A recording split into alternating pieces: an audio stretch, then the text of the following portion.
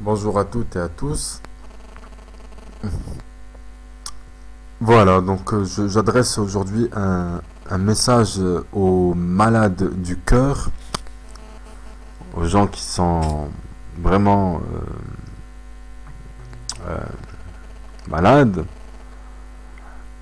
parce qu'au point où on en est, autant poursuivre dans des pays comme là où je vis, c'est devenu, c'est la folie. Et personne ne parle, personne. J'ai vraiment l'impression de vivre au milieu de zombies. Et oui, c'est le seul mot que j'ai trouvé parce que c'est la réalité, parce que c'est un pays musulman, dit musulman, où il n'y a rien, vraiment rien de l'islam. C'est seulement, bon, peut-être les mosquées, et encore, dans les mosquées, ils prêchent pas le vrai islam, ils prêchent juste l'islam modéré, comment faire la prière, comment faire les ablutions, comment euh, voilà, des choses basiques quoi. Mais ce qui se passe dans la réalité, c'est autre chose. Et puis autant poursuivre avec l'inauguration de bases secrètes pour justement traquer le peu de vrais musulmans qui restent dans ce monde, pour les espionner, pour les torturer, pour les déporter, pour les exterminer. Ce qui reste, avec déjà plusieurs casinos euh, qui normalement euh, constituent un danger pour... si vous dites que c'est un pays musulman, il ne devrait pas y avoir de casinos, ni d'alcool dans les supermarchés, ni de la prostitution, ni la drogue, ni les banques qui pratiquent l'usure, en plus du pillage des ressources et de l'ignorance qui est présente partout parce que ils n'ont pas investi correctement dans l'éducation, dans les écoles. Aujourd'hui, ils ferment des écoles dans mon pays et ils ouvrent des, des prisons, ils ferment des hôpitaux. Donc c'est ça la dictature. Et alors pourquoi tout ça c'est pas suffisant, toutes ces manipulations, tous ces détournements, toute cette confusion, en plus de la pollution et du sabotage médiatique, et ce lynchage, des malversations, tous ces... C'est quoi? C'est la mondialisation. Vous allez me dire, ah mais c'est la mondialisation, c'est comme ça partout. Oui, mais après, bon, d'accord, je veux bien la mondialisation, mais ne venez pas nous dire que c'est un pays musulman. C'est complètement hypocrite de votre part. En face de la mosquée, il y a un bar. Alors c'est quoi? C'est de la schizophrénie, ou c'est fait exprès. Et en plus, des, euh,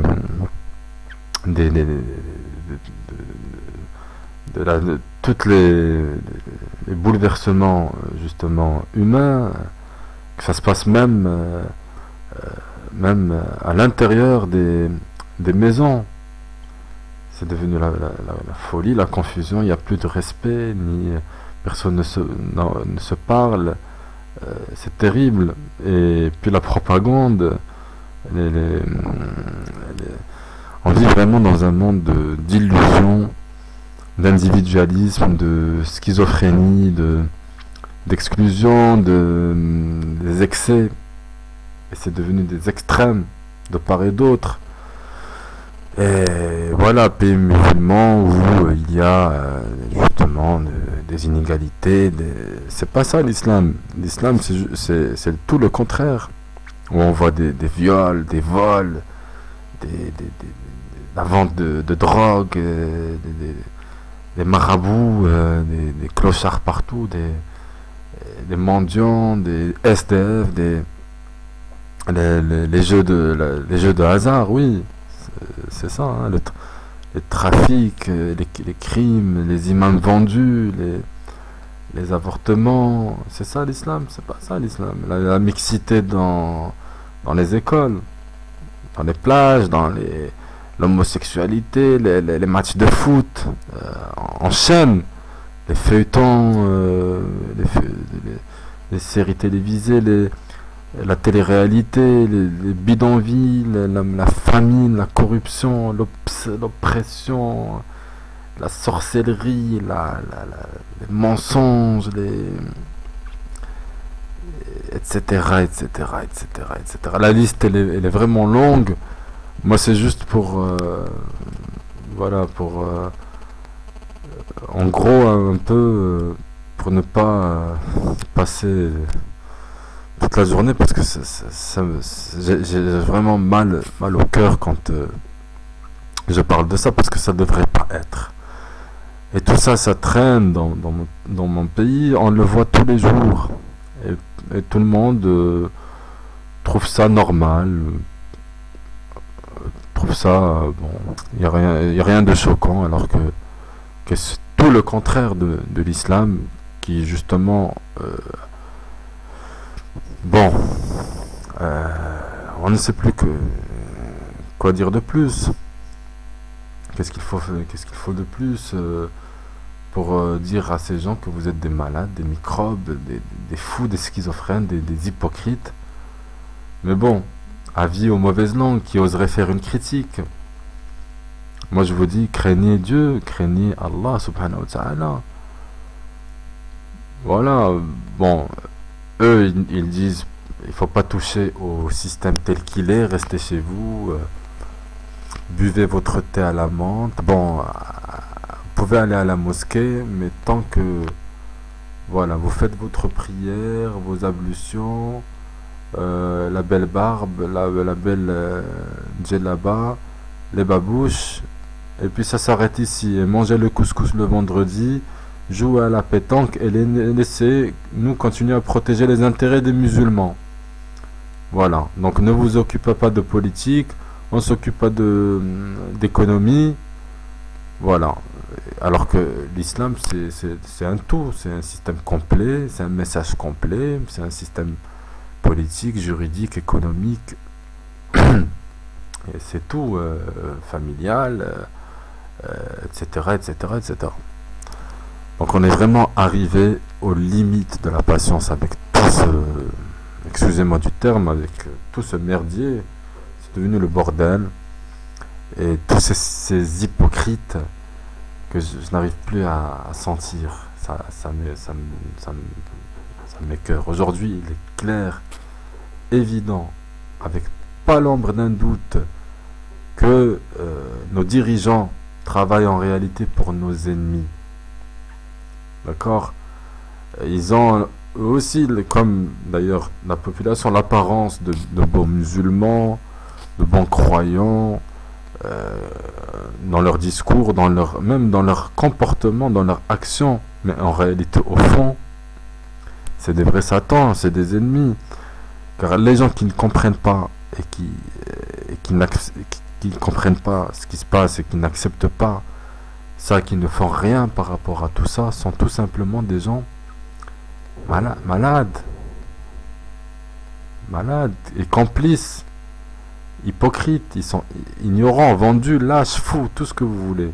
Parce que c'est pas possible de ne pas comprendre. Des gens qui ont perdu la raison, qui ont perdu l'usage de toutes leurs neurones, qui sont devenus des espèces de drones, de clones qui répètent ce que certains savants du palais, certains savants du système, vendus, pourris, corrompus, injustes, prêchent pour justement sauvegarder cette position et cet avantage. Et ils font tout pour camoufler la vérité. Il faut se méfier d'eux, moi je vous dis. Faites très attention, parce que c'est des hypocrites. Ils sont au plus bas étage de l'enfer. Au jour dernier, doutez d'eux et ne leur donnez aucun crédit. Voilà. Ces gens sont malades. Ces gens sont payés pour nous manipuler, pour nous mentir. Parce que eux, ils savent, c'est des savants, ils ont des connaissances. Ils connaissent le livre, ils ont appris le Coran, des hadiths par cœur. Et ils connaissent aussi leur compréhension et comment ça fonctionne, mais ils ne font rien, ils ne le pratiquent pas dans leur réalité. C'est des fous. Ils vivent dans une autre dimension, dans une autre planète, pour détourner le message et pour tout falsifier, parce qu'ils sont payés pour ça. C'est des fonctionnaires de l'État. Ils sont payés pour nous égarer. Alors, même si il y a des vérités dans leur discours, parce que c'est clair, pour faire passer le message, ils mélangent des vérités aux mensonges, car c'est toujours comme ça que le diable opère. Il mélange des vérités dans le mensonge, comme à l'image d'un poison. Vous n'allez jamais donner du poison pur à quelqu'un, il va sentir le goût et il va cracher.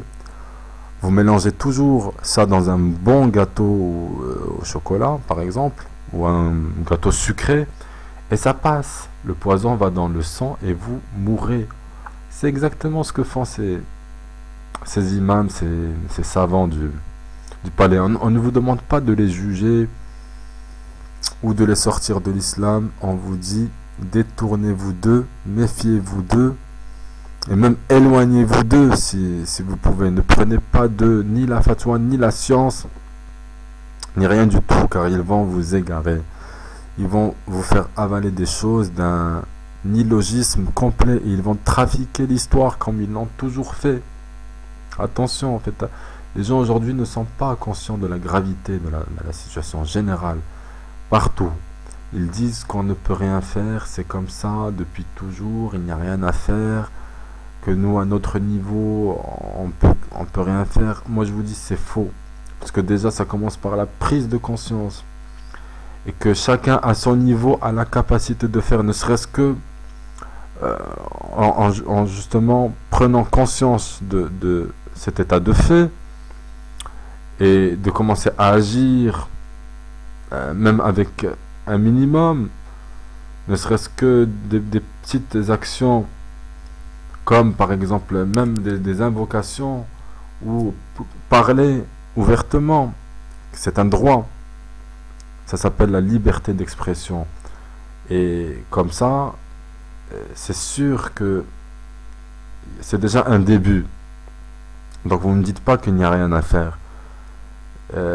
Regardez-vous, regardez vos enfants aujourd'hui, vos parents, votre famille, votre vie, comment elle est, votre quartier, votre pays, comment il est. Est-ce qu'il est vraiment, est-ce que c'est ça ce que vous voulez? Est-ce que c'est ça le modèle idéal de vie d'une communauté? L'islam, c'est pas ça. Ouvrez les yeux et arrêtez de mentir à vous-même et de mentir aux autres. L'islam, c'est quelque chose de pur, quelque chose de clair, quelque chose de grand. Et tout simplement, vous dites qu'il y a déjà l'islam, parce qu'il y a des mosquées, parce qu'il y a l'appel à la prière, parce qu'il y a les fêtes musulmanes, qu'il y a des prédicateurs partout, à la télévision, dans les mosquées, sur internet on apprend le Coran partout, etc. Oui, mais est-ce qu'il y a le vrai islam? C'est ça la question qu'on se pose aujourd'hui. Tout ça, moi je suis d'accord. Mais est-ce qu'il y a l'islam dans la gestion des affaires? C'est ça ce qu'il faut préciser. Parce que l'islam ne se limite pas seulement à la mosquée. L'islam, c'est partout. C'est à l'intérieur de la mosquée, c'est en dehors de la mosquée, c'est dans les routes, c'est dans la diplomatie, c'est dans les transports, c'est dans l'éducation, c'est dans la modernisation, c'est dans les transactions, c'est dans les administrations, c'est dans les hôpitaux, c'est dans les écoles, c'est dans les entreprises, c'est dans les relations, c'est dans la gestion de tout. D'accord? Et puis le message, il est clair, il il est compris de tous, il est complet, il est connu, et il est disponible partout. Est-ce que le Coran est interdit? Évidemment que non. On connaît très bien notre religion, mais personne ne l'applique comme il faut. Car il y a des gens qui ont décidé en âme et conscience de leur plein gré, avec toutes leurs neurones, de servir les intérêts des ennemis des musulmans. Et de tous ceux qui ne pensent pas comme eux, deviennent donc des cibles à abattre. Car pour eux, ces musulmans sincères sont fous et dangereux. Et voilà, donc c'est ça la réalité. Maintenant, moi je vous dis, chacun doit se regarder en face dans le miroir et se poser une question essentielle. Alors, suis-je un vrai musulman sincère, un vrai croyant sincère, ou suis-je un hypocrite, un vendu, un esclave, un ignorant, une marionnette, un lâche, un barbare, un zombie? Voilà, il n'y a pas autre chose à dire. Donc moi je vous dis, invoquez le Tout-Puissant, invoquez Dieu, invoquez Allah subhanahu wa ta'ala pour être guidé dans le droit chemin, et que ces pays dits musulmans soient nettoyés des tyrans, des hypocrites et des dictateurs. Amin. Je vous remercie de m'avoir écouté et à la prochaine.